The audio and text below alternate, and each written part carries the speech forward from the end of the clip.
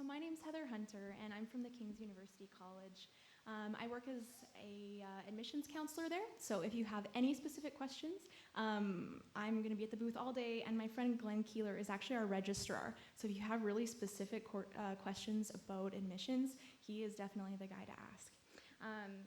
So as I said, we're from King's. We are a university college, which means that we offer university-level degrees, but we are a semi-private school. So we are a Christian institution, and that obviously plays into our classes and our teaching and the community environment at King's.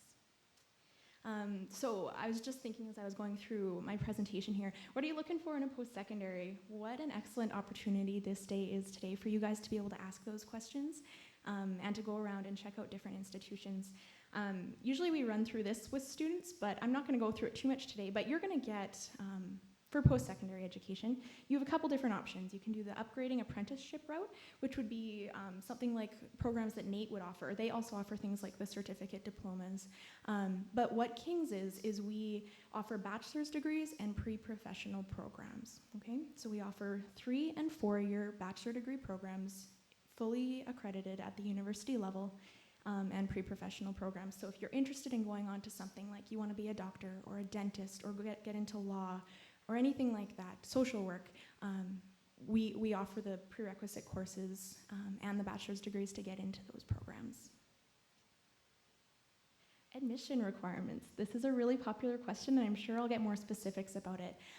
But the basic admission requirements that we have at King's is 5 high school courses, with 1 of them being English, and 4 of them have to be standard, 1 non-standard. Now for homeschool applicants, it's a little bit different, so I'll go through that briefly. So I should say, if you have, if you've done your Alberta high school diploma courses, that'll be a really easy transfer in, and we would take it the normal way. But for homeschool applicants, we look for you to have English proficiency.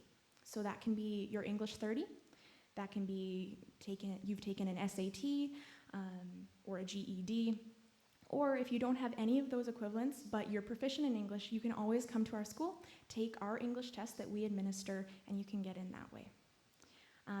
If you're looking to get into a specific program, and if you have questions about that, please fire them our way afterwards.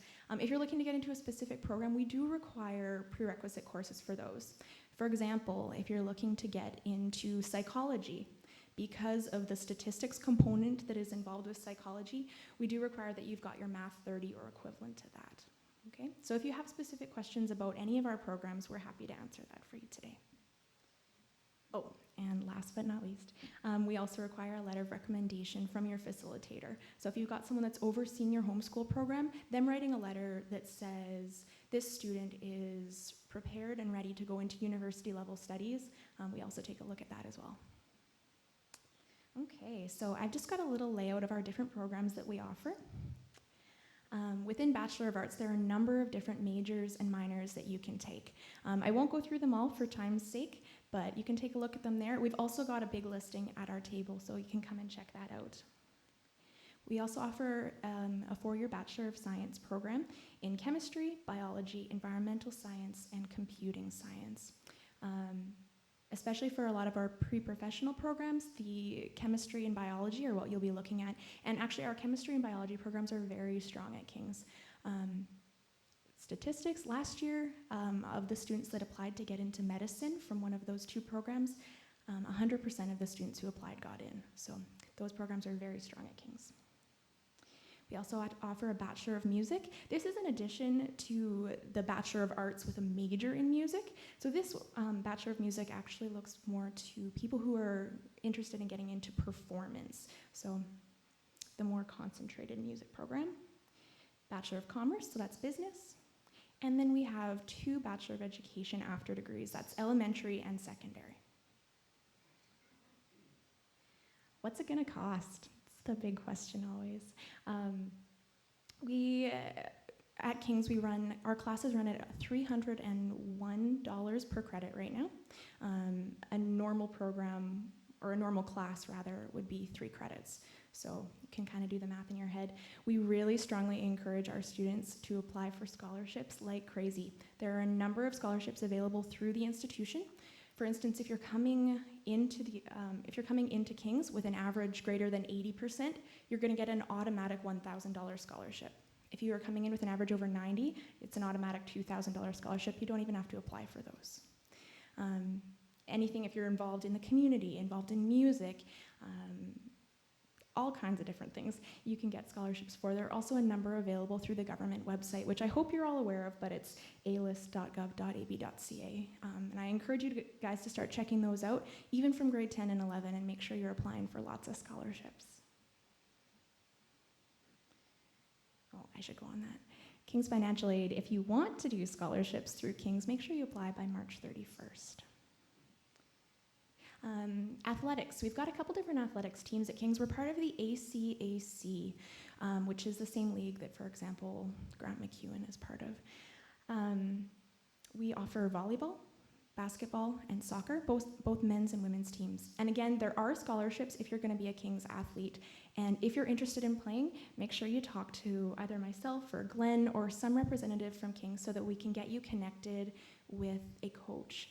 It's important that you do that in advance to make sure that you kind of reserve a spot ahead of time. There are a number of clubs at King's. If there's a club that you're interested in that we don't have, you can start it. It's really easy to do that, and you can even get funding to start that as well. Come ask me if you have any questions about specific clubs too. Residence. We've got 2 residence buildings at King's. One is designed in particular for first-year students. We call it the Tower. It used to be a hotel, so everyone gets their own bathroom, which is a wonderful perk. And then once you're a second-year student or beyond, you can apply to live in the apartments, which are right across the street. And it's kind of a communal living area. And yeah, obviously the living on campus experience is an incredible thing. That being said, we do have a number of commuter students. I myself was a commuter student when I went to King's because I liked living at home with my parents. It's cheaper. And we've got a lady who works on campus now. Her name's Whitty Sandal, and her job is to make sure that commuter students stay connected, feel plugged in, and are getting involved in the school. Sometimes it can be hard to do that. If you are coming on campus for the first time not knowing anyone and you're not living in dorm with them, sometimes that can be a difficult transition, but they've got a great commuter students program going on now. For example, last year they did a big barn dance. And they'll often on Fridays at lunch have meals up in one of the residence rooms that you can go partake in. I think I'm going to skip through some of this just for time's sake. Community, I'll make sure I touch on that one though. King's has a very strong community emphasis. We're very much about making sure students are connected and involved in the community. And not just within the King's environment ourselves, but also reaching out to the community around us. We really believe that that's part of the mission that Christ has given us, is to connect with one another and to reach out and enfold others. And quality of education. As I say, we're fully accredited, so any of our courses, or any of our degrees, I should say, will transfer to an institution such as the U of A. So if you're interested in going on and doing graduate studies or PhD, you can definitely use King's degree programs to go on and do that.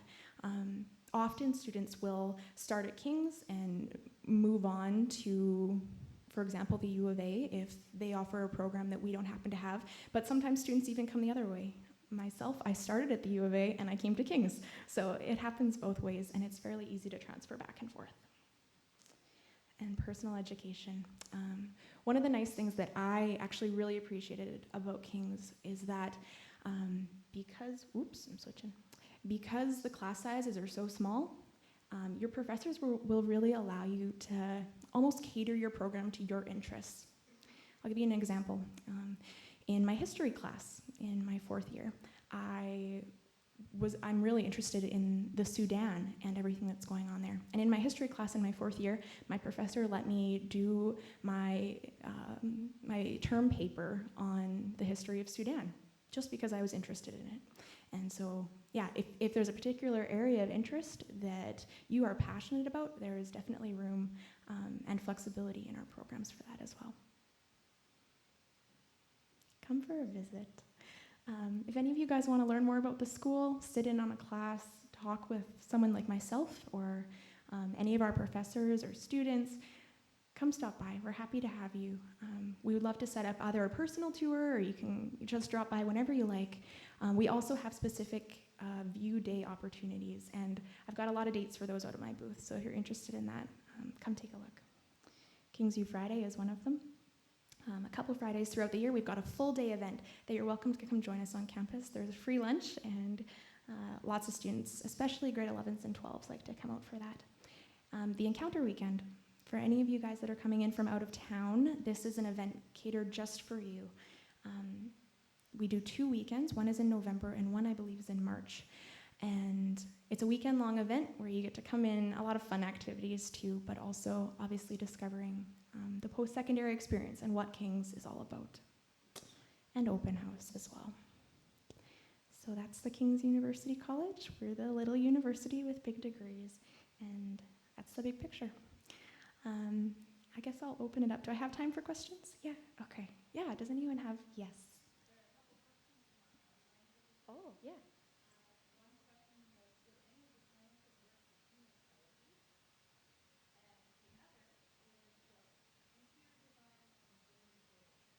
Okay. Okay, I'll answer the first one, and I might get you to remind me again as I go through it. So it was kinesiology was the first question? Okay, so would any of the King's courses or science programs qualify you for kinesiology? I was actually just looking this up for a student the other day, and I'm happy that I did. The answer is yes. What I would encourage any students who are interested in going into kinesiology to do is take a look at the school that they want to end their kinesiology degree at. We don't offer a kinesiology program. However, we do offer a number of courses that will transfer into that. So, for example, if you wanted to start your first year at King's and then go into kinesiology at the U of A, that is definitely an option. There's actually a student I'm working with right now who that's what she's looking to do. So that's absolutely an option. The other thing I would say is a lot of students who are interested in kinesiology, their end goal is, for example, physical therapy. Well, physical therapy is you have to have a degree to get into that program. So if you wanted to start at King's and do your Bachelor of Science and then get into physical therapy, you can actually do that and you don't have to transfer into Kines at all. So yeah, I really encourage students to look at, okay, what's my end goal? And then come talk to us if you have specific questions about how to do that and how to plan your program in order to make sure you get there. But the short answer is yes, we can do that. And sorry, the second question?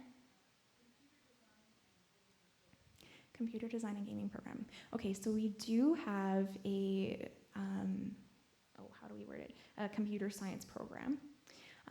The difference between our program here and what you would find, for example, in the computing science programs that are offered at NAIT, obviously we're a 4-year program versus if you're getting more technical degree, that's going to be a 2-year program. If you are passionate about creating games and doing that really technical side of it, I would tell you to go see the gentleman over at NAIT. That's probably your best way to go. However, if you're looking more into developing new ideas and new ways of programming, that's something you might want to check out our computing science program. I don't know a ton about that particular program because I was not in computing sciences at all, but I can absolutely connect any individual who has specific questions with a computing science professor. Is that good? Okay. Any other questions? Yeah.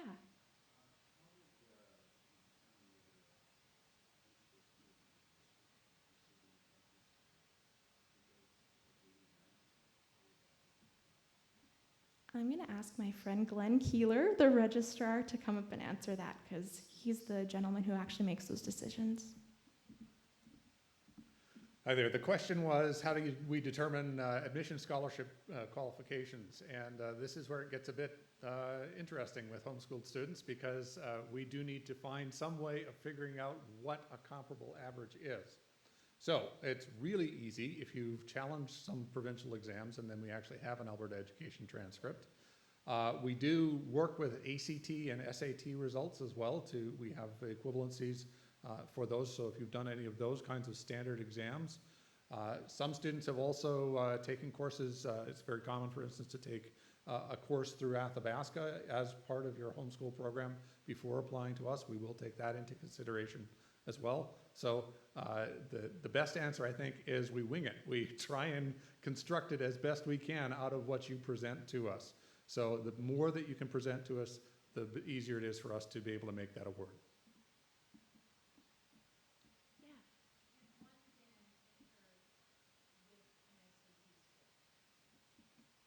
Yeah, the question is whether you can enter with an SAT score, and the answer is absolutely.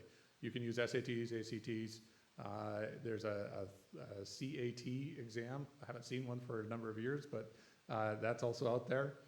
So all of those are usable for admission purposes.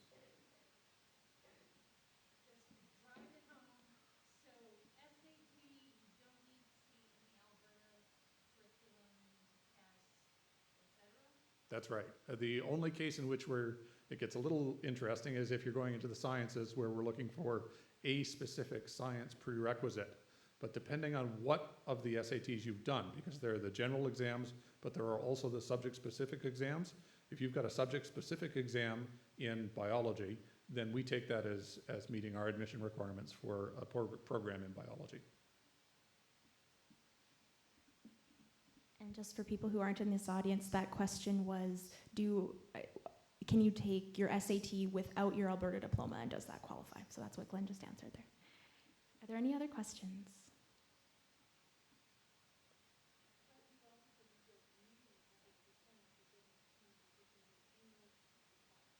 That's right. Yeah, you do not need an Alberta diploma to get into King's. Technically, you just need your English requirement. That's right. Yeah, and then if you're taking a specific program that requires a certain prerequisite, you would need something toward that as well. Oh, yeah, in the back.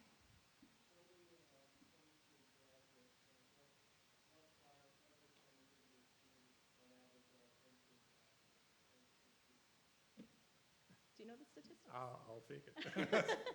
I've often said, you can ask me any question, I'll give you the answer, or I'll make up a good one. In fact, we've had a homeschool admission policy since 1992, and so we were the first degree granting institution in the province to have that. So we've had a large number of homeschool students come through over the years. Now, homeschool students are pretty good for slipping under the radar a bit because of the mix of things that you can bring into the admission process. So sometimes homeschool students look just like regular high school students because they've challenged all those provincial exams. But we get at least a half a dozen, in any given year, we've got at least a half a dozen homeschool students who are very clearly just the standard homeschool student bringing English proficiency and the facilitator's recommendation. We have some others who come in with other ways. They may look more like transfer students from Athabasca, or they may look more like they've done the regular high school program when in fact they were doing a homeschool program. So 6 of the ones who are what I would call pure homeschool students, not making any moral implications, don't take it further.